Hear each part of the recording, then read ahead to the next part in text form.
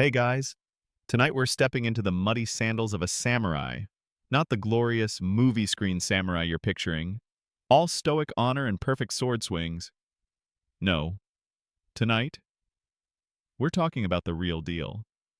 We're talking about the dirt beneath their fingernails, the gnawing hunger in their bellies, and the constant, soul-crushing anxiety that was their daily reality. We're going to experience a life so precarious, so utterly miserable, that you'd likely not survive your first week. So, before you get comfortable, take a moment to like the video and subscribe, but only if you genuinely enjoy what I do here. Let me know where you're listening from and what time it is for you. Now, dim the lights, maybe turn on a fan for that soft background hum, and let's ease into tonight's journey together. You're born, not with a whimper, but with a sudden, unceremonious gasp for air in a world that smells of damp earth and wood smoke. You don't have a name yet, only a destiny, a preordained path that has been laid out for you before you ever took your first breath. Your father is a samurai, a low-ranking one, a gokunin who serves a local lord with a piece of land barely big enough to feed your family. You are a samurai, too, by blood, and that blood is a heavy, invisible chain. Your childhood is a blur of rough tatami mats, cold morning air, and the constant low hum of your father's disapproval. There are no toys, no childish games of hide and seek. Your play is training. At an age when other children are learning to walk, you are taught to hold a wooden stick, your tiny hands wrapped around the rough wood. You are not allowed to cry. The tears would only bring a quick, stinging slap to the back of your head. You learn to swallow your pain, to hold your breath when a sliver pierces your palm, to ignore the ache in your muscles as you squat for what feels like an eternity. You exist in a perpetual state of hunger, not the romanticized hunger of a warrior fasting for discipline, but the sharp, constant gnawing that makes your stomach cramp. Rice is a luxury, a measure of your family's precarious standing. You eat millet and barley, a thin porridge that does little to fill you. You dream of rice, of the plump, glistening grains that the Lord's family eats. You dream of a world where you don't have to feel the ache in your jaw from grinding your teeth at night. The rustle of silk is a sound you only hear when the Lord's entourage passes. Your own clothing is coarse linen, patched and repatched, smelling of sweat and dirt. It scratches your skin and chafes your neck, a constant reminder of your station.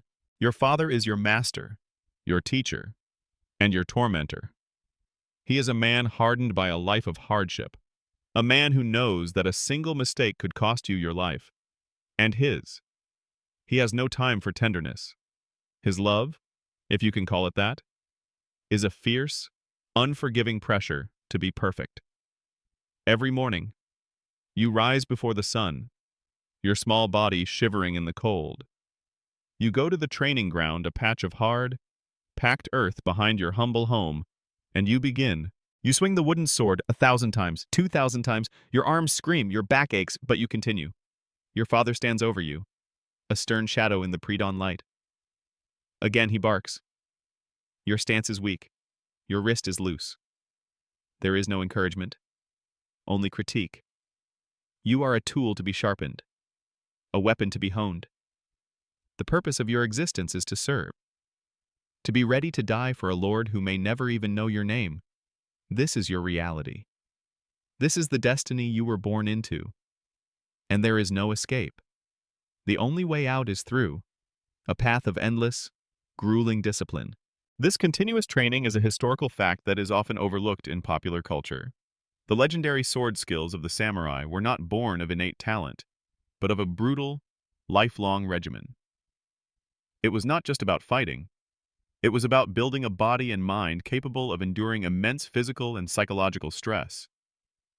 You are taught to endure pain, to ignore the biting cold and the scorching sun. You are taught that your body is a vessel for your duty, and nothing more. A little-known fact is that some samurai, especially those of lower rank, were essentially farmers. They would spend their days toiling in the fields, their calloused hands pulling up crops and their backs bent under the sun, only to spend their evenings in rigorous martial training. So, while you might be picturing a life of constant battle and noble pursuits, for many samurai, a day of fighting was a rare and terrifying exception to a life of hard labor. You might find yourself knee-deep in mud, pulling up turnips, with a wakizashi short sword tucked into your belt as a constant reminder of your dual life. One of the ongoing historical debates is whether the Bushido Code, the way of the warrior, was a cohesive, universal set of rules or more of a romanticized ideal developed later, particularly during the Edo period. Did the samurai truly live by a rigid code of honor, or was it a more fluid concept, often bent and broken by the harsh realities of their existence? You, as a young samurai, don't care about academic debates. You only care about the code your father enforces with the back of his hand. Honor is not a philosophical concept. It is the difference between life and a swift, dishonorable death. And right now, honor is simply surviving your next training session. A little joke to lighten the mood. What do you call a samurai who runs away from a fight? A sushi chef, because he's a sushi and not a warrior. Okay, terrible. I know. Let's get back to the mud and the pain. You feel a new blister forming on your palm. You ignore it. You can't stop. You swing the sword again, the air whistling as it cuts through the humid air. The sun begins to rise, casting long, cruel shadows across the training ground. You are not a boy. You are a tool, and your sharpening has just begun. Another joke. Why did the samurai bring a ladder to the dojo? Because he wanted to reach a higher level. Still terrible. I'm trying. Okay. Last one. What's a samurai's favorite type of music? Heavy metal. Okay, I'll stop now. I promise. Back to the serious stuff. You're a child, but you're not allowed to be a child. Your father drills you on tactics, on the different schools of swordsmanship, on the history of your clan. You learn the names of legendary swordsmen, men who died in a blaze of glory. You don't learn their names to idolize them. You learn their names as a cautionary tale. Their glory was fleeting, their deaths often brutal. The real art is not to die with honor, but to live long enough to continue serving. Your mind, just like your body, is a tool. You are taught to think strategically, to analyze the strengths and weaknesses of an opponent, even a hypothetical one. You are taught to be calm under pressure, to control your emotions, fear, anger, sadness. These are all weaknesses that can be exploited by an enemy. You are a vessel of discipline, a container for the will of your Lord. This is your purpose. This is your life. And it is only just beginning.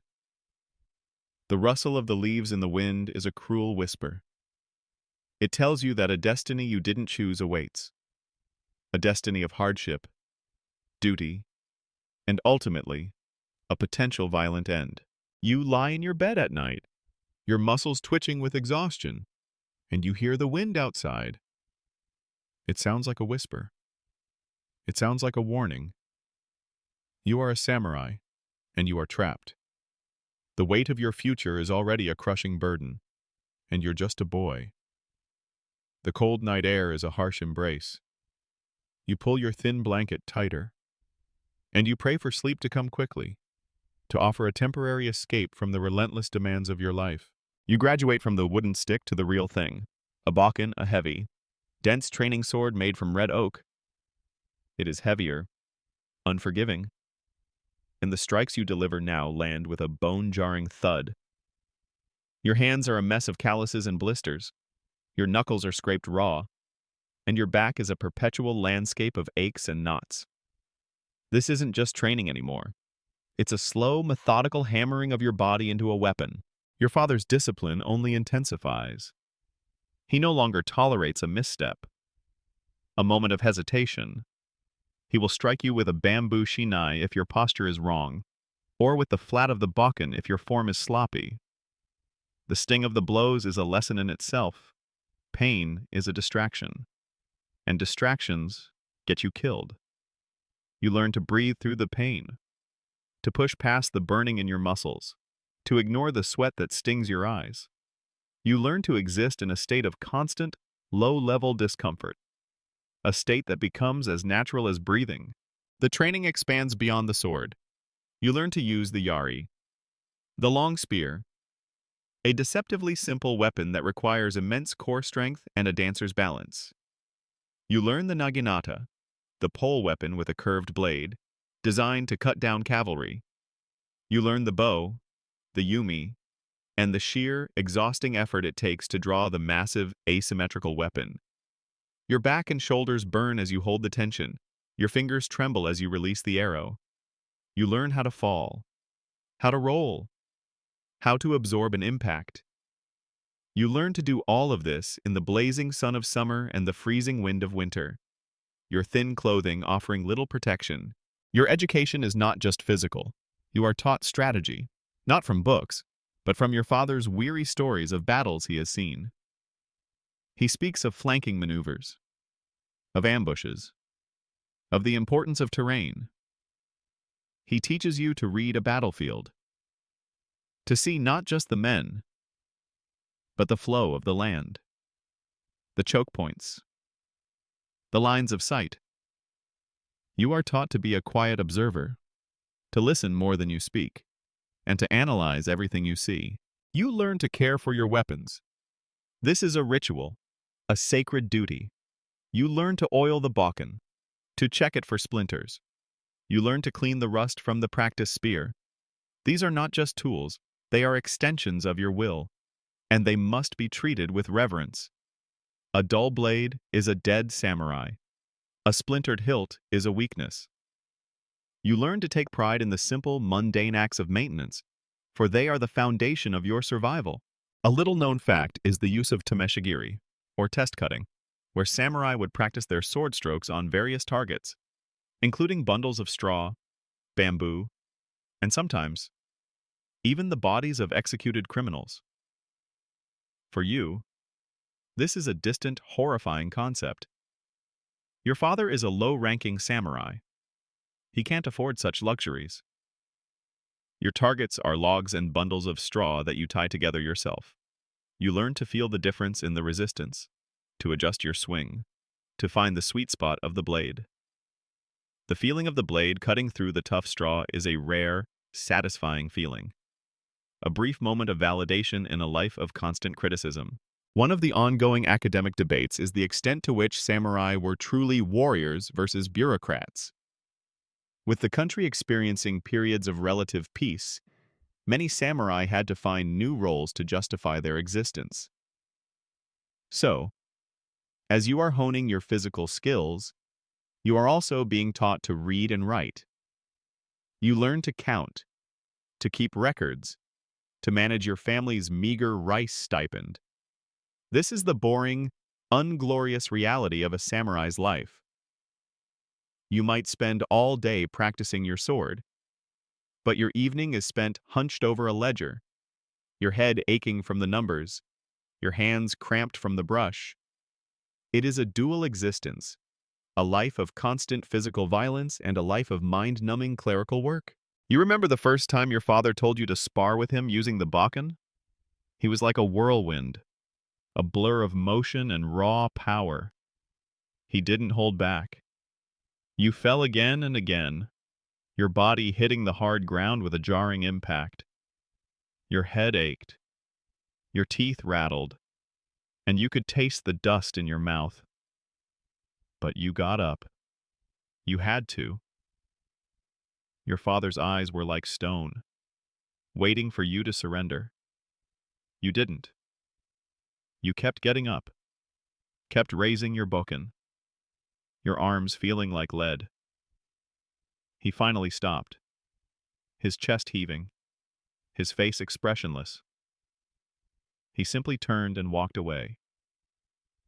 There was no praise. There was no encouragement. The lesson was that you would not break, and that was all that mattered. And a little joke to break the tension. Why did the samurai get kicked out of the tea house? because he was always breaking the tension. Still bad. Okay, another one. What's a samurai's favorite movie? The Last Action Hero? No. Okay. One more? What do you call a samurai with a big boat? A shipman. That one was terrible. I'll stick to the script. You're a teenager now. Your body is stronger, more resilient. Your mind is sharper, more focused. The world is a place of threats and opportunities. And you are taught to see both. You are a tool, and you are almost ready to be used. You still dream of rice, but now you dream of a full rice bowl for your family. A small, tangible comfort in a world of uncertainty. Your hands, the hands that once held a wooden stick, can now grip a sword with a terrifying strength. You are no longer a boy. You are a weapon, and the sharpening is almost complete. You have never left your lord's domain. You have never seen the ocean, only heard stories of its vastness. Your world is a small, contained bubble of rice paddies, forests, and the imposing fortress of your lord. Your entire existence is tied to this patch of land, to this one man. If he falls, you fall. If he prospers, you might get a little more rice. It is a simple, brutal contract, and you are about to sign it with your blood. The life of a samurai was not a life of freedom. It was a life of service, a life of duty, a life of relentless, unyielding discipline. The rustle of the leaves now sounds like a chorus of voices, all whispering the same word, duty. The day finally comes. It's not a grand ceremony under a cherry blossom tree with trumpets blaring. It's a quiet, solemn moment in your father's simple training hut. He kneels across from you, his face a mask of stone, and presents you with the two swords that will define your life. The long one, the katana, and the shorter one, the wakizashi. The daisho, the soul of the samurai. As you take the scabbard, you feel the cold, heavy steel inside. It's not a celebration. It's a burden. You're not being given a gift. You're being handed a responsibility that could end your life at any moment. You slide the swords into your obi, the sash of your kimono, and you feel the weight settle on your hips. It's a physical weight, a constant pressure, a new ache in your lower back. But it's also a mental weight, a crushing sense of destiny. This isn't just a hunk of metal, it's your life, your honor, and the physical manifestation of your family's precarious future. Every step you take now is accompanied by the soft thunk-thunk of the scabbards against your thigh.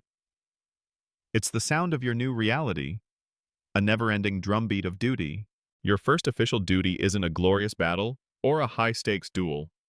It's a patrol, a simple, mundane patrol through the Lord's rural domain. You walk along the muddy paths between rice paddies, the humid air thick with the smell of damp earth and stagnant water. Gnats buzz around your face, but you can't swat them. A samurai must maintain his dignity. You feel the sun beat down on your hat, a relentless hammer on your head. You feel less like a fearsome warrior and more like a human scarecrow. You feel every ounce of that steel pulling on your hips. You've trained for this weight, but practice is nothing like the real thing. It's not a weight you can put down. It's part of you now. You can't lean against a tree for a moment of rest. You can't slouch. Your posture must be perfect. Your hands always near the hilts. You are a walking statue of duty, and it is exhausting. A little joke to try and keep you awake. What do you call a samurai who can't lift his sword? A sore loser? Yeah, that's not helping. Is it? This pair of blades is an incredible investment, far more valuable than your family's annual income. The common historical fact is that the katana was considered the soul of the samurai, and losing it was a disgrace that could lead to ritual suicide. But here's a little-known detail: these swords were so expensive that they were often passed down through generations, with the family's entire wealth tied up in their quality and craftsmanship. So, as you patrol, you're not just guarding the Lord's lands, you're carrying your entire family's net worth on your hip. This isn't a weapon. It's a terrifyingly fragile savings account. You walk through a small village. The farmers stop their work and stare. Their faces are unreadable, a mix of respect and fear. You are a symbol, a walking threat, and you feel the weight of every single one of those eyes. You see a small boy, no older than you were when you started training, holding a small wooden sword. He looks at you with a mix of awe and terror. You look at him, and you see the future, a new generation caught in the same cycle of relentless training and quiet despair. You pass a group of merchants traveling along the road. They bow low, their faces averted, their fear palpable. You are supposed to be their protector, but you know that in their eyes, you are just another potential source of trouble, another mouth to feed, another sword that could turn on them. The Lord's domain is a place of order, but it's a brittle order, held together by the threat of violence. And you are that threat. You feel a strange sense of loneliness, a separation from the world you are supposed to be a part of. Another joke to hopefully ease you into a deeper sleep. Why did the samurai bring a map on his patrol? Because he didn't want to get lost in the shogun territory. Groan. I know. Let's focus on the sounds around you. The rustle of rice stalks in the wind, the distant quacking of ducks, the low murmur of voices from a nearby hut. You listen, not just for the sounds of life, but for the sounds of danger. Was that a twig snapping? Or just a bird? The constant vigilance is a different kind of exhaustion than the physical one from training. You patrol the borders of your lord's land, a humid, sweltering line in the dirt. You see nothing. You hear nothing. You find yourself fighting a new enemy: boredom. The mind, trained for constant vigilance and action, now chafes against the slow, grinding monotony of the day. You find your thoughts drifting back to the dojo, to the feel of the Balkan, to the pain that was at least a tangible thing. This stillness is unsettling, a quiet before a storm that may never come. Historians still debate whether the iconic curvature of the katana blade was a deliberate design choice for ease of drawing from the scabbard in a swift motion, or if it was simply a byproduct of the traditional differential heat treatment of the steel. You don't care about the academic debate. You just know that drawing this sword is a precise, practiced motion. You've rehearsed it thousands of times in your training, but now, with the real blade, you feel a new sense of gravity to the movement. The stakes are real. As the sun begins to set, casting long, peaceful shadows over the rice paddies, you make your way back to your humble home. Your shoulders ache, your back is on fire, and your feet feel like lead. You're exhausted, not from a heroic battle, but from a long, uneventful walk. You unbuckle your swords and set them on a stand with a sense of relief. But even in their scabbards, they feel like they're humming with a quiet, menacing energy. The weight is off your hips, but the weight of your destiny is now permanently in your mind. Okay, just one more terrible joke. What's a samurai's favorite type of music? Heavy metal, I'm sorry. I couldn't resist.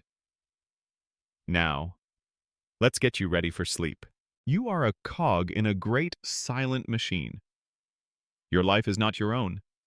Every action, every word, every gesture is dictated by a strict, unyielding code of conduct. This is the padded cage of honor, a rigid social hierarchy that promises you dignity in exchange for your freedom. You live in a state of perpetual performance, where the smallest mistake can have the most dire consequences. You bow to those above you, and you accept the bows from those below, a constant, choreographed dance of deference and authority. You are the embodiment of your Lord's honor, and that responsibility is a straitjacket. You are expected to maintain an impeccable appearance. Your hair must be tied in a perfect topknot. Your kimono must be clean and free of wrinkles, and your swords must be polished to a mirror sheen. It's an exhausting daily ritual. You spend hours meticulously cleaning the blades, your eyes scrutinizing every millimeter for a speck of rust or a faint scratch. A tarnished blade isn't just a sign of laziness, it's a public declaration of your lord's weakness. The rust on your blade would be a stain on his honor, and that is a stain that must be washed away with your blood. The rules are endless. You learn which way to angle your fan when speaking to a superior, how many steps to take behind him, and the precise words to use when addressing someone of higher rank. You are taught to be silent, to be a shadow. The samurai who speaks too much, who laughs too loudly, who shows too much emotion, is a samurai who is not to be trusted. You learn to control your face, your hands, your voice, becoming a master of your own stoic mask. A common historical fact is that samurai followed the Bushido code, the way of the warrior, which emphasized honor, loyalty, and self-discipline. This is true, but here's a unique detail you wouldn't find in the movies. This code was often a tool of control. The strict honor code was a way to keep a restless warrior class in check. Your loyalty isn't a beautiful ideal. It's a contract enforced by the threat of disembowelment. Your self-discipline isn't just for your own betterment. It's for the stability of the entire social order. You are a living example of the rules, and if you break them, the system breaks you. So, you live your life as a walking piece of property. Your lord can send you to your death, arrange your marriage, or take away your land. You have no say in the matter. This lack of agency is the most miserable part of your existence. You have been trained to be a master of the sword, a tactician, a man of lethal skill, but you have no power. Your life is an empty vessel, filled only by your lord's command. Another gentle joke to help you drift off. What do you call a samurai's pet bird? A tweet honor? Okay, that was definitely worse than the last one. I'll stop now. Your days are a cycle of boring duties. You might be assigned to guard a gate, or escort a minor official, or, most dreadfully, act as a human prop during a formal ceremony. You stand for hours, unmoving, a statue in the corner of a room, listening to the drone of conversations about rice yields and tax collections. Your legs ache, your back screams, but you can't move a muscle. Your job is to be seen, but not heard, to be present, but not exist. You are always aware of the social ladder. A wrong look can mean the end of your lineage. If you accidentally make eye contact with a higher-ranking samurai, you must immediately avert your gaze and bow. If you fail to do so, it is considered an act of disrespect, an insult to his honor. This could lead to a challenge, a duel you are not allowed to refuse. You live in a constant state of low-level anxiety, a low hum of fear in the back of your mind. You are always watching your step, watching your words, watching your face. Historians still debate whether the practice of seppuku ritual suicide was a truly voluntary act of honor or a social and political tool used by lords to eliminate troublesome samurai and maintain control. As you stand guard, you are all too aware of this possibility. You've seen it happen. A samurai who displeased the lord, who failed in a task, or who was simply a threat, would be given the honor of committing suicide. It was a way to die with a semblance of dignity, but it was still a death sentence.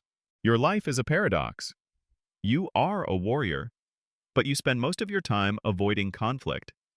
You are a symbol of freedom, but you are a slave to the system.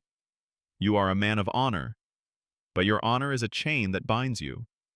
You have been sharpened into a weapon, but the only thing you are allowed to cut is your own desires. The world is a beautiful place of mountains, rivers, and forests, but your world is a padded cell of protocol and fear. A new day dawns, and you begin the same routine. The polishing of the sword, the tying of the top knot, the walk through the rice paddies, but the weight on your hip feels a little heavier today, and the suit of armor you wear is not steel, but the invisible prison of your honor. You are a man of honor, a warrior, a symbol of your lord's power. And you are broke. The illusion of wealth crumbles against the constant reality of your empty purse. Your family's existence is a perpetual game of financial juggling, a desperate attempt to stretch your meager rice stipend until the next distribution. You navigate a world of rice stipends and loan sharks, where the illusion of wealth crumbles against the constant reality of your empty purse. This is the unceasing shadow of debt, a quiet humiliation that gnaws at you more than any hunger. Your family's income is a rice stipend, a yearly allowance of rice from your lord. It's not a salary in coins, but a tangible portion of the harvest. You watch it dwindle, sack by sack, as the months drag on.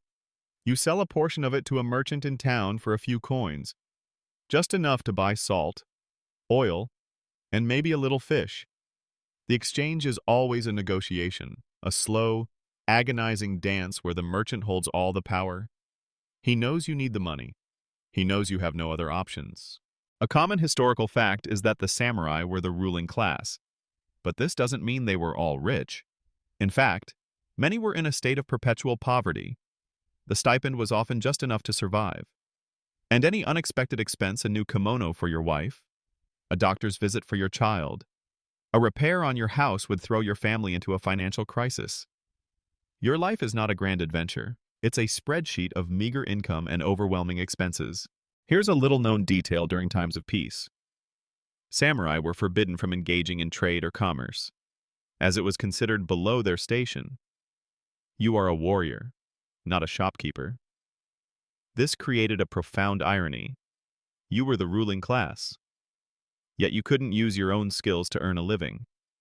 You were trapped in a system that valued your honor over your ability to feed your family. You are a prisoner of your own social standing, a man of honor who has to beg and borrow to survive. You see the shame in your father's eyes when he has to go to the local merchant, a man with no honor and no status, to ask for an advance on the next rice stipend. The merchant, a plump man with a knowing smirk, holds all the power. He will lend you the rice, but with a crushing interest rate. It's a deal you can't refuse, a quiet surrender of your pride for the sake of your family. You remember this humiliation, and the bitterness settles deep in your gut.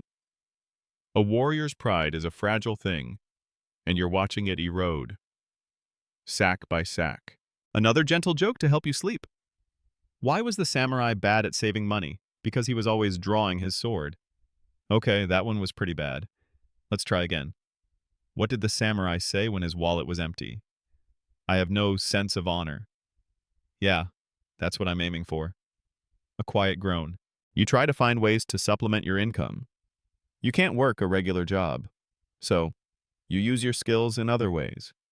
Maybe you do a bit of odd security work for a merchant, guarding his goods from bandits. But you must do it in the dead of night, in the shadows, so no one sees you. This is an act of desperation, a quiet, shameful betrayal of your status. You, a samurai, are reduced to doing the work of a common guard, all for a few handfuls of rice. Historians still debate whether the growing debt of the samurai class was a key factor in the decline of the feudal system. The economic instability of the warrior class created a deep tension within the society, a resentment towards the merchants who held the purse strings and the lords who provided a pittance. You don't know the grand sweep of history, but you feel the tension in your gut every time you have to borrow money. You feel the system creaking under the weight of its own contradictions. The weight of the swords on your hip is a constant reminder of your honor, but the weight of your empty purse is a constant reminder of your reality. You can defeat an enemy in a duel, but you cannot defeat a debt. You can uphold your honor with a sword, but you cannot uphold your family with a handful of coins. Your life is a constant battle, but the enemy is not a rival clan. The enemy is the price of millet, the interest on a loan, and the quiet humiliation of a life lived in a state of perpetual scarcity. This is your reality, a life of relentless, unceasing, financial anxiety. Your family is a quiet pressure that weighs more than any armor. Every decision you make, from the clothes you wear to the food you eat, is filtered through the lens of their survival. You are not just a samurai, you are a husband, a father, a son, and their lives, their futures, are in the balance. Your sword is not just for your lord, it is for them. Your honor is not just your own, it is theirs. You remember the day your wife got sick? A fever that burned her skin and a cough that racked her body. The doctor demanded payment in coin, a currency you rarely saw. You had no choice but to go to the merchant again, hat in hand, and accept his terms. The interest rate was brutal, a slow bleed on your family's meager resources. You felt a helpless rage, a burning anger at a system that made you so vulnerable. You could face a dozen enemies with a sword, but you were powerless against a simple sickness and a greedy merchant. The children look at you with innocent eyes, eyes that see a hero, a man of strength and honor. They don't see the exhaustion in your face, the worry lines etched into your brow, or the quiet shame of your debts. You teach your son the basics of swordsmanship, the same brutal lessons your father taught you, but you do it with a heavy heart, knowing you are passing on a life of hardship, a life of endless discipline and quiet suffering. You try to teach him with a little more gentleness, a little more kindness than you received. But the pressure is always there, the crushing weight of tradition. A common historical fact is that samurai marriages were often arranged for political reasons, to solidify alliances between clans or families. But here's a unique detail within the family. The samurai's wife was often the true financial manager, a master of budgeting and resourcefulness. She would stretch every last grain of rice, mend every last piece of clothing, and barter for every last bit of food. You are the warrior who protects the family from outside threats. But she is the one who protects them from the slow, grinding death of starvation. She is the silent backbone of your entire existence. You see the look in your wife's eyes when she hands you your food, a look of quiet concern. She knows the weight you carry. She knows the anxiety that gnaws at you. Her support is a silent comfort, a single warm hand on your back in a world of cold iron and colder realities. Your family is your reason for everything. They are the reason you endure the humiliating patrols, the boring ceremonies, the gnawing hunger. You are fighting for them, not for your lord. Historians still debate whether the rigid patriarchal structure of samurai society was as absolute as it seemed. And if samurai women held a quiet, informal power within the family and community that went unrecorded in official histories, as you eat your simple meal, you know the truth. You may be the master of the house, but your wife is the master of the budget. You may be the warrior, but she is the true survivor. A gentle joke to ease you to sleep. Why did the samurai's wife get a job as a baker? Because she wanted to make some dough, I promise. I am running out of samurai puns. Here's another one. What do you call a samurai's kid who doesn't listen? A disobedient child. No. Okay. Last one. Why did the samurai bring a blanket to the dojo to practice his kata-sism? You see what I did there? Don't think about it. Just let the sound of my voice wash over you. Your family's happiness is a rare and precious thing. A single flame in a dark, cold room.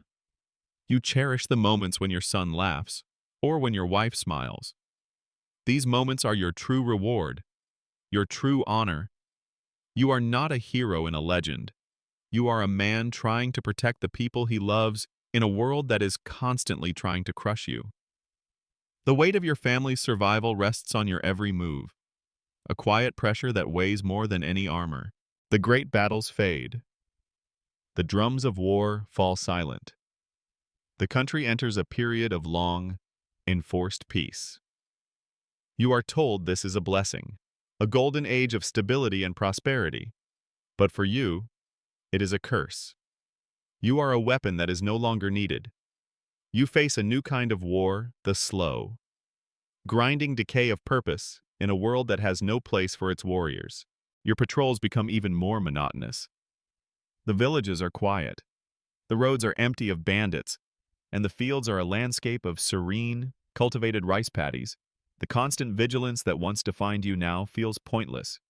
You walk the same paths, see the same faces, and hear the same sounds, but the sense of purpose is gone. You are a hammer with nothing to strike, a blade with nothing to cut. This is the false comfort of peace. It feels more like a slow suffocation. Your skills, honed over a lifetime of brutal training, begin to feel like a liability. You are a master of killing, a man whose every muscle is a coiled spring of potential violence. But violence is now forbidden. You are an anachronism, a ghost of a bygone era. The farmers you once protected now look at you with a new kind of suspicion, a quiet resentment. You are a drain on the Lord's resources, a useless mouth to feed. A common historical fact is that the Edo period in Japan, 1603–1868, was a time of relative peace, and the samurai class had to adapt. Here's a little-known detail: many samurai became scholars, artists, or even tea masters to find a new purpose. For a low-ranking samurai like you. However, these are not options. You don't have the education or the money to pursue such refined arts. Your skills are in the mud, in the dirt, and on the battlefield. You are not a poet. You are a killer. You try to find meaning in the mundane. You spend more time with your family, but even there, you feel a restless energy, a sense of unfulfillment. You are a caged tiger, pacing the same small space. Your instincts screaming for a purpose that will never come. You polish your sword again, the motions so ingrained in your muscle memory that you could do it in your sleep. But the act feels hollow. The blade is perfect, but its purpose is gone. Historians still debate whether the loss of purpose among the samurai during the Edo period contributed to their declining social status and eventual abolition. For you, this isn't a debate. It's a living nightmare. You can feel the resentment growing, the quiet whispers behind your back. The merchants, with their wealth and their power, are now the ones who matter. The farmers, who produce the rice, are the ones who are truly valuable. You are just a relic, a living fossil, a gentle joke to try and keep you from drifting off to sleep. Why did the samurai start a gardening club? He wanted to find his inner peace. Okay, terrible. Another one. What's a samurai's favorite kind of cookie? A fortune cookie, because it tells him his destiny. See, I'm trying. You watch your son practice with his wooden sword, and you feel a pang of sadness. You are teaching him to be a part of a dying world, to be a man with a skill set that is becoming obsolete. The world is moving on, and you are being left behind. The rustle of the leaves now sounds like a whisper of forgotten promises and faded glory. Your existence is a quiet, humiliating tragedy. The stillness of peace is a battlefield of its own. You have been trained your entire life to face a visible enemy, a rival samurai, a bandit, an invading army. But now, your opponent is invisible, silent, and relentless. You confront the mundane cruelty of your existence, battling a silent opponent as you seek meaning in a life of stagnant routine. This is the duel of quiet despair. You stand in the dojo, the air heavy with the scent of old wood and sweat, and you swing your bokken. You don't swing it 1,000 times for practice anymore. You swing it for release. Each cut through the air is a desperate attempt to feel something, anything, besides the crushing weight of boredom. The movements are flawless, a dance of deadly grace. But they feel empty. The skill is there, but the purpose is gone. It's like having a beautiful, razor-sharp blade in your hand, with no one to fight and nothing to cut. You try to find an opponent in your own mind. You imagine a bandit, a ronin, a legendary swordsman. You go through the motions of a fight, the parries, the strikes, the footwork. You feel the adrenaline, the focus, the sense of purpose. But then you finish the imagined duel, and you are left standing alone in an empty room, swinging a piece of wood. The brief fantasy of battle fades, and the gray reality of your purposeless life rushes back in, a cold wave washing over you. A common historical fact is that the samurai were trained in various martial arts beyond swordsmanship, including jujutsu and archery. Here's a little-known detail during the long peace of the Edo period. Many samurai began practicing swordsmanship as a form of spiritual discipline, a way to find inner peace and enlightenment. For you, this is a beautiful idea. but it feels out of reach. Your training was never about enlightenment. It was about survival. It was about killing. The idea of your killing skills becoming a path to peace feels like a cruel, twisted joke. You spend your days watching the world change around you. The merchants get richer. The farmers produce more rice. The Lord's castle gets new additions. But your life remains the same, a stagnant pool of duty and routine. You are a living monument to a forgotten age, and you feel the cracks forming in your own foundation. You are a warrior in a world that needs clerks. You are a man of honor in a world that values profit. Historians still debate whether the spiritualization of martial arts was a genuine philosophical evolution, or a clever way for the shogunate to keep a restless warrior class busy and docile. As you swing your sword, you don't care about the academic argument. You only know that you are filled with a simmering energy that has nowhere to go. It feels like a sickness, a slow poison that is eating away at your soul, a gentle joke to lull you to sleep. What did the samurai say to his son on the battlefield? Don't be a chicken wing. No, that's terrible. How about, why did the samurai get lost? Because he took the wrong samurai lei. I'm trying my best here. I swear. Okay, one more. Why did the samurai bring a ladder to the dojo? He wanted to reach a higher level. Let's just focus on your breathing. You remember the feeling of the wooden sword in your hand? The first time you felt a tiny flicker of pride when your father didn't hit you. That flicker is gone now, replaced by a profound emptiness. You are a man who has nothing left to prove, nowhere to go, and nothing to do. You are trapped in a quiet, padded cage of honor, and you are fighting a duel with your own mind. The worst has happened, your lord. A man you served your entire life is gone. He was disgraced. His lands confiscated by a more powerful lord. His lineage brought to an unceremonious end. And with him, your purpose is gone. You are no longer a samurai. You are a ronin. A ghost, a masterless warrior drifting in a world that has no place for your skills or your honor. This is the ultimate burden. You are forced to leave the only home you have ever known. The humble house that has been your family's for generations.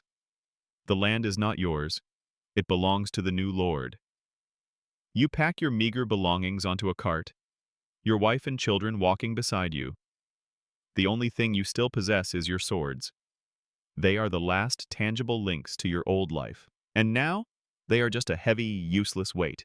You walk the dusty roads, your feet aching, your stomach empty. You are not a traveler. You are a refugee. A man without a lord is a man without a purpose. A man without a home. A man without honor. You are seen with suspicion and fear. To the farmers, you are a bandit in waiting. To the merchants, you are a threat to their business.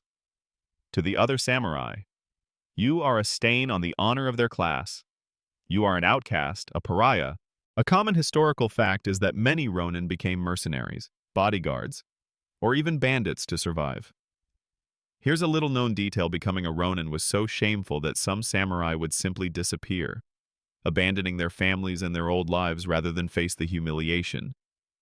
For you, that's not an option. You cannot abandon your family. So you endure the shame, the hunger, and the constant fear of the unknown.